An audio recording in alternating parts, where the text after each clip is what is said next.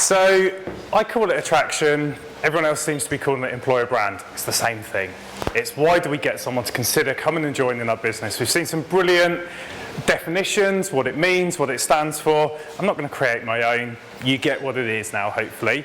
What I'm hopefully going to help you with is give you some of the methods, some of the ways to get that out there. How many people have EVPs that are just sat in a cupboard or in a desk and don't really exist anywhere? The answer is quite a lot of people. They haven't taken it externally.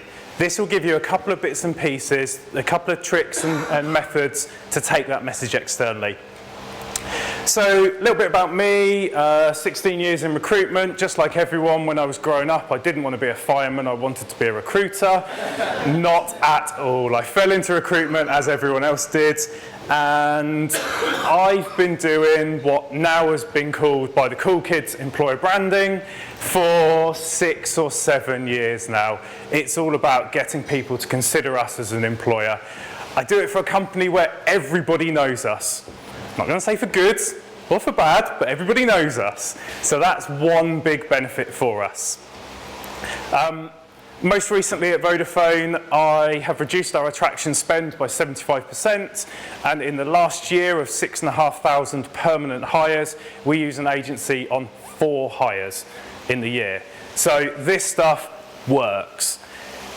It does take a bit longer than a week to put in though, but it does work, okay? First things first, I don't have your magic answers or your magic pills to everything that you have in front of you. Every single one of us in this room has a unique challenge that's specific to our organisation, to our audience, to our candidates that we're trying to attract. But what I do have, hopefully, is some methods and some ways that will help you find what that magic pill is and get to the end there. So, first things first, I'm a geek. I love data. I hate the fact that I love data, but I do love data. It gives us the answers and it gives us a lot more than just gut feeling. Data will allow you to, it tells you what's good, what's bad, and what's indifferent. But it also doesn't have any bias about who do you prefer working with, who takes you out for more drinks, who buys you nice lunches or stress toys or whatever they are. Data is factual. Data isn't something we can argue with, and it does work. So, we all hate our ATS. That's just a given. Everyone hates their ATS. Everyone wants another ATS. The ironic part is everyone in this room hates the ATS that you want as well. Pretty much every single ATS can track the source of applicants and can track them through the recruitment process. Turn those tracking functions on tomorrow. Today, if you can. Then the next thing you need to do is remove that drop-down box that asks the candidate where they found the job from. Before we turned ours off, DJ's laughing because he knows this, before we turned ours off, our number one source of hires, by over 80% of our hires, came from a job board that doesn't exist in Europe anymore. Great, I'm going to spend all my attraction budget with those guys. It was rubbish. I had data that I could do nothing with. So we've changed that. I know where I'm spending my budget, I know what's given us the hires, and I know what we're doing. This is typically what most people track. Your job boards will tell you how many views you get on your jobs, because that's a nice big number. That shows that they're doing really, really good things, getting your job in front of as many people as they can. But it's an indication. It's not a be-all and end-all. You want a good number of views. You don't want it to be seen by one person. You kind of want more people to see it. But it's not just about that on its own. You need to complete it with how many completed applications, how many offers accepted, and how many starters. I kind of liken it with views is about vanity, completed applications is how much work have we got to do, offers accepted is how busy have we been, and starters is how much of our work paid off. This is what I track. So you see in green I've highlighted typically what's tracked, and you see that there's a hell of a lot more on here that we're tracking. We're tracking views because I need to know, are people seeing this? How many clicks am I getting? How many people are completing application launch or then launching applications? How many are completed applications, failing screening, assessments, manager review, all the way through to past probation and promoted. So what I can get from this is actually where are my pain points? Now, we use Taleo. So it's that application launches to applications completed is our pain point, because we ask people to spend about 3 years of their life completing an application. It's not unique to Taleo, a lot of places do it, but actually the whole point here is where are our problems? Straight away we assume it's our employer brand, it's this, it's that, it's the other. It could be anywhere on here. And we chuck in the past probation and promoted to play devil's advocate on this. So you've got a job board which is producing new hires at 200 quid a hire, let's say. They never stay and they never get promoted. They're great plodders, they stay where they are. But you've then got another job board where these people then progress through the organisation, progress up the career ladder and become your future leaders, but it costs a little bit more. You decide what's your best spend. What's your best investment? Is it cheap and cheerful? Pay a couple of times for the same thing potentially, or invest in an avenue that actually gets you quality that you have proven from your data. There's loads of other bits to overlay onto the data, such as who are they going into, what teams are they going into, is there a correlation with you've got an amazing hiring manager, they can develop anyone through to be a future leader, but track this from your data, it's there, it's the easiest thing for you to track. So, a little bit of background, where to start with an attraction strategy. You've heard this quite a few times today in different guises, different ways, but it's persona mapping. It's understanding who your audience is. I want every single person in this room to stop thinking like a recruiter. Start thinking like, you can tell it's an American slide, start thinking like Chad. Being who Chad is, his demographics, his goals, what's the market size, what's a quote from this person? Where is Chad looking for work? What does Chad want from his adverts? How often is Chad looking for work and where does he look for work? Start thinking like that and then you start understanding how to create the adverts. Your adverts will work amazingly for recruiters and for you because that's what you are. You sell your role brilliantly.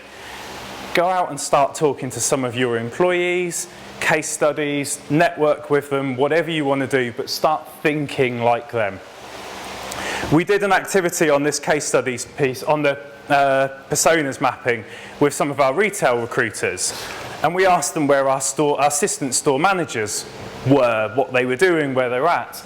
And the answer that came back was that they were typically kind of late 20s, early 30s, they were guys, they were a member of a private golf course, and they read GQ magazine. Now, it was at that point that I went, does anyone actually still read GQ magazine? I don't even know if it still exists in the shop anymore. Okay, Adam reads GQ magazine, so thanks to Adam. But actually, Adam isn't a retail advisor, assistant store manager. They're 20 to 25k salaries. Typically, they're 22 to 25. So our recruiters were thinking they're this totally different character, so they're talking to them in such a way, writing adverts to attract those people. It's not them. So now we've refocused it, they're having conversations that are relevant to that target audience. So LinkedIn, love it, hate it, despise it, however you want. They've got a lot of data and they do some really, really good bits with it. So this is from their latest Talent Trends survey for 2017 that came out, and it shows what recruiters think a candidate wants and then what candidates want. I think they're broadly the same, which I was pleasantly surprised by. But how many of our adverts include the culture and values, include the perks and benefits, and talk about the mission and vision? We normally jump straight in about the job and like the skills you'll need are this, this, this, this. Start thinking about what they are. I liken company reputation normally down to recruiter arrogance. We're all proud where we work. We all want to shout about how great they are. It's interesting because actually the candidates don't really care. Yeah, they want to work for someone they know, but it's not a key driver. It's what your audience want to know. What swayed you to accept your current company's job offer? 45% want better compensation and benefits. We know that. We know people are going to want a couple more quid than they're on at the moment. We know that. The bit that I find really promising, it's just 1% less are interested in career advancement and challenging work. So we're not all bottomless pockets. Anyone seen the financial figures on Vodafone? No, we are definitely not a bottomless pocket. So actually, we need to dial up the other two options that we can talk about and we can shout about. And the chances are the majority of companies, they are doing that. The challenging work, yeah, we've all got it. It gives the opportunity to sell that. So, time to change things up. 2016 was the year that changed the world. I had to put Trump on there, didn't I? And what is actually genuinely scaring me is 2017 is shaping up to be just as traumatic and changeable. But I wanted to put this on here because the more people I speak to, the more I find out they're doing the same thing in 2017, halfway through the year, as they were in 2015, as they were in 2014, as they were in 2016. That has changed the world we live in. I'm not a Leicester fan, but fair play to them. Unemployment rates are dropping, Brexit's happened, Trump's happening, everything is going on around us. This is your urge to change what you're doing. Get the data, see if it's working. If it isn't working, this is probably the reason why it's not working. And this is as good a reason as any to look at what you're doing. So where to start? Data. I'm a geek, I love the data, has no bias, it tells you what you need. Start with your data. Pull it out. What's working? Is there a job board that's doing shed loads more than another one? Is there an avenue that is driving you too many applications and no conversions? Do you speak to your job boards about that? And do you say 99% of the traffic that I get from you guys is rubbish? Doesn't get through CV screening. Thanks for it, but you're just giving me more work to do. Really, really rubbish picture, but it's a raving granny. And the whole point here is that that is not typically where you find grannies. So why is your media in your inventory, are you trying to find something that typically doesn't exist on that job board? I meet with our job boards every single quarter. And when I say job boards, I mean any of our avenues, any of our routes to market, etc. And I meet with them each quarter. And I want to find out what their plans are for that quarter and for that year. So if we take read.co.uk, I want to make sure that their next TV campaign is going after the audience that I'm still looking for. If they're going after the drivers market and I don't hire any drivers, is that the right board for me to invest in for a year? I want to know who's growing in those areas. I want to partner with them and I want to make sure that we're doing things in an interesting way. But also, are they doing anything? We know job boards are changing. You hear all the rumours, job boards are dying. No, they're not. They're adapting, they're changing, they're doing things differently. The likes of Indeed are disrupting and upsetting the market in quite a big way because they're not a job board. They host all the jobs, but they do it in a different way. So speak to your job boards, engage with them and find out what they're doing and if they match your plans for the coming month, year, whatever it may be. So your adverts are too long. Typically, adverts are a minute too long. So research shows that an average job description is 522 words long. At a typical reading pace of 200 words per minute, it means it will take almost 2.5 minutes to read an advert. Which is all right, 2.5 minutes, that's fine. Research also shows that candidates are typically reading your adverts for 1.5 minutes. So they're not reading almost half of your advert. And that's probably the bit you're most proud of. You started off with a nice slow warm-up, a bit about who you are, a bit about the skills. Gone. They're out of there. Doesn't matter what you wrote at the end. They've logged off and they're looking for someone else. So shorten your adverts. Think about exactly what do they care about, what do they want to know. So the other bits, your candidates don't buy from your CEO. If you're a HR professional, and you like a challenge, you may want to go and work at Uber because it sounds like you might have one on your hands, but they're not buying from your CEO, unfortunately not even from your HRD. They're buying from peers. They want to buy from their colleagues and people that they can see themselves working with. Adam and Liam mentioned around kind of LinkedIn, easy to find the managers and the recruiting managers. The job algorithm actually works now that if you look for a job, instead of showing you the recruiter by the side of it, it shows you other people with that same job title in that company. So They don't even have to go and find their colleagues. They are being served up to them through LinkedIn. So I would say exactly what these guys have said, but take it one step further and start working on their profiles. Yes, the managers need to be great. Yes, they'll attract a higher level of talent, etc. But they're looking at those profiles of those really bad profiles, and that's what they're judging a decision on. To include videos in your adverts. So we work with read.co.uk in our retail and customer service roles, and Read quote that on average, adverts with videos in them will receive 70% more applications than those that don't. So why aren't we doing this? It's too much to do, it's too much like hard work, they cost more money, but they're getting you more candidates and better candidates. I can share this video afterwards, we've got a whole series of them, but any video that's advertised for Vodafone UK on our careers site and on read.co.uk includes a video. Every single one of them. They're anything from 30 seconds to 2 minutes long, and every single one of them is shot on an iPhone, and every single one of them is edited with iMovie. So we haven't spent millions on these at all. Sound quality was an issue for us, so we went and bought a £6 microphone that plugs into the headphone socket on the bottom of it, and we bought a tripod for a tenner. So for 16 quid, I've got some awesome videos that come through. And do you know what? They're authentic. They are rough and ready.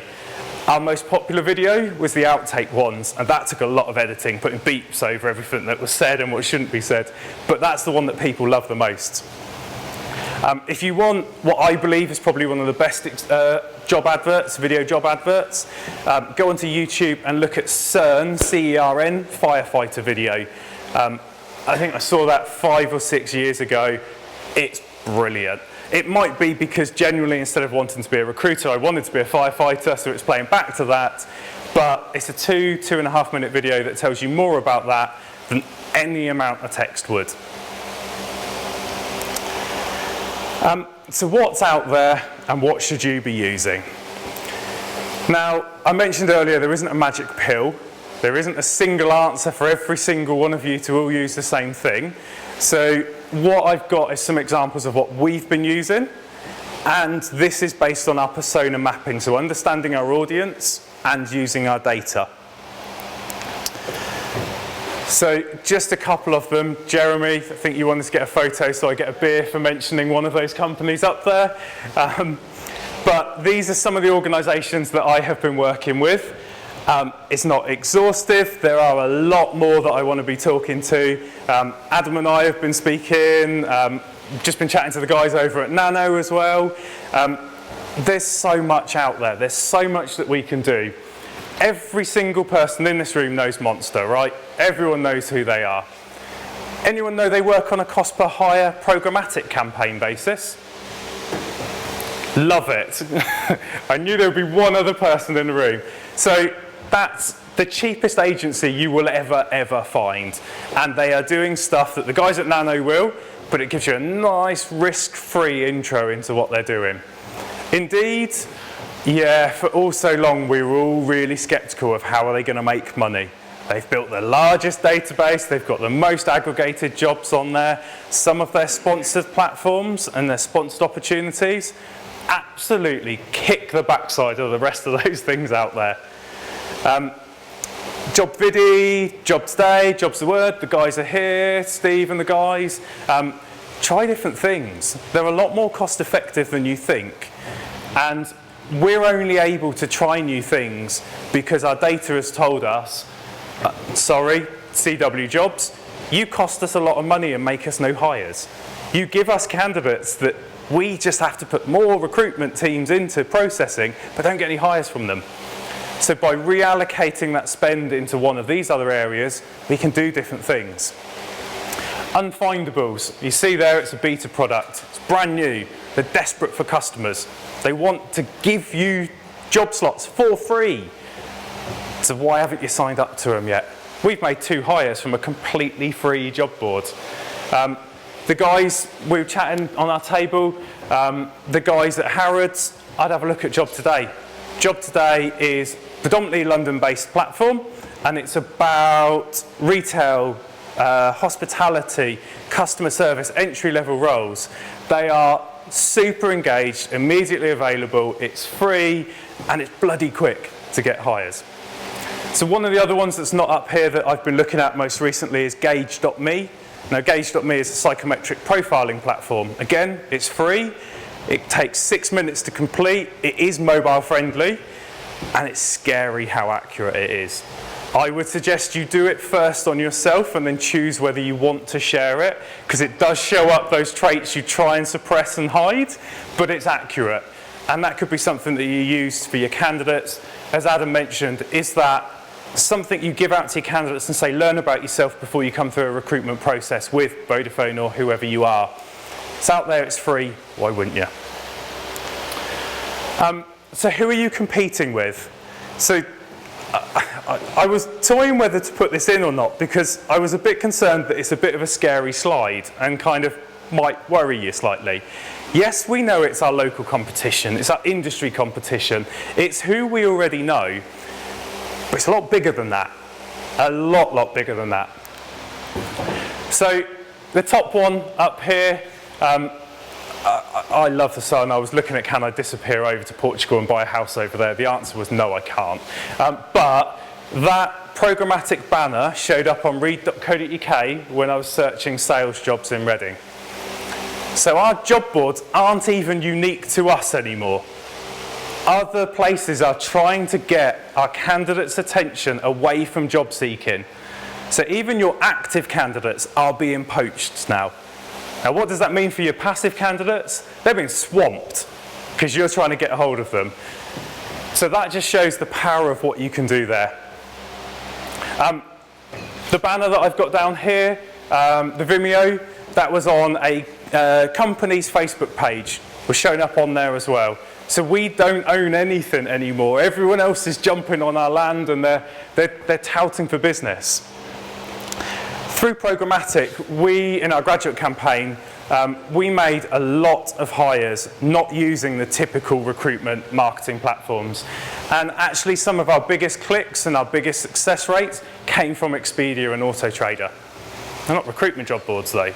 How are we getting people from it? If we go back to the marketing world, marketing says typically people need to see things 7 times before they make a purchase. Without doing all of this, we're reliant on someone coming back to our website 7 times. Really? They've probably done it once, maybe twice, and then they've given up. This just helps push that message out there.